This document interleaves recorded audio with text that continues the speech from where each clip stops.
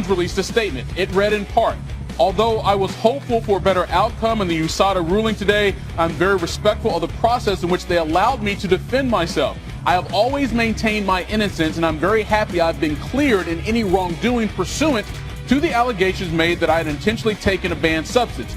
I am pleased that in USADA's investigation, they determined I was not a cheater of the sport."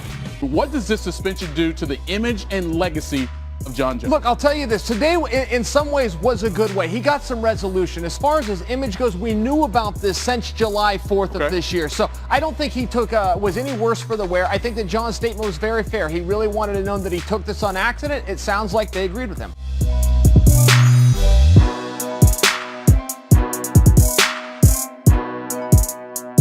Well, here's the good news. FlowGrappling.com today announced that Jon Jones is going to be taking on Dan Henderson in a wrestling contest on December 11th. Now, the relevance there is that will keep him in the gym. That will be a byproduct, that will force him to stay disciplined, keep active, go through the process, walk out and compete. I think in the long term, that really helps. Yeah, but he's not getting punched in the face, though, and that kind of has something to do with UFC fights, right? I think that that's a fair point, but he is getting his heart rate up. He is dealing with the people. He is dealing with competition. That's as best as he can get until he can get a license.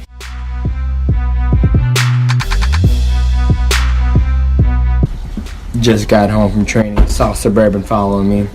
Like I keep a close eye on what's following me around my neighbor. I know my fucking neighborhood. And guess who pulls up? It's USADA right behind me. It's like, hey, USADA's here. Come take your urine.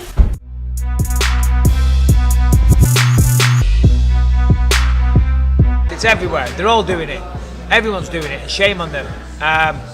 Unfortunately, in sport and anything where there's a prize, people are going to try and cheat. And especially when it's a sport where people are going to try and knock you out, they're going to look for shortcuts. They're going to look to cheat. Simple as that. When USADA, I heard all about them. Big press release. Ooh, 2 times and you're banned for 4 years and all this shit. Yoel Romero just in 6 months. Someone else just got a lighter sentence. Jon Jones, I don't know if he's guilty or what, but he's coming back.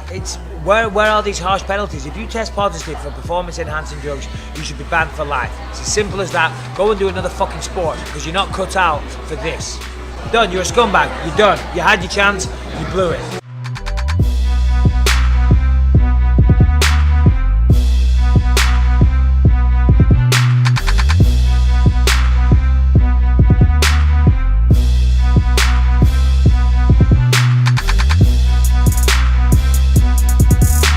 I just saw it when I looked down the division, when I looked down the lightweight division. I don't see many holes in many guys' games. I don't see a weak ground game somewhere. I don't see a weak wrestling somewhere or a weak stand-up. I see in the top 10 of the lightweight division, basically everyone is strong everywhere. So when I see a guy like this guy, who I feel he has some holes. He's made it to where he's made it, but he has some deep holes that none of his matchups that he went against was able to exploit or even attacked in that manner.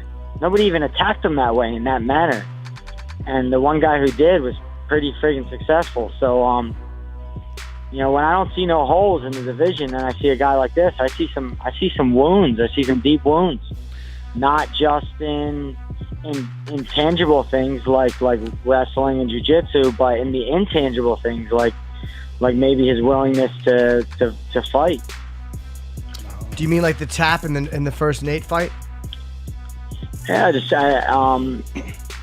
I can watch a guy fight, and I can pretty much. I've just been watching fights long enough, and I've been fighting long enough that I can see a guy inside of a cage and know if he wants it, when he wants it. Oh, this round he really wants it. This round he wants out. I can see them sort of things. That's something I have a perception for. So I take notice of things like that. This husband has come home to find his wife with another penguin. He flips out. His strategy is simple: batter the homewrecker until he flees. The love rivals call to the female to let her decide the victor. She chooses the homewrecker. The husband stands to lose the mother of his children. He follows them home. This fight isn't over yet. With the homewrecker hiding in the burrow, the only way to get to him is with a beak attack.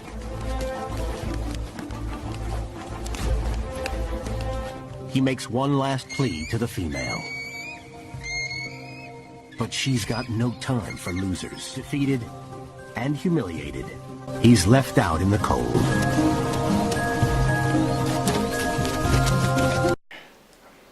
That's really fucked up.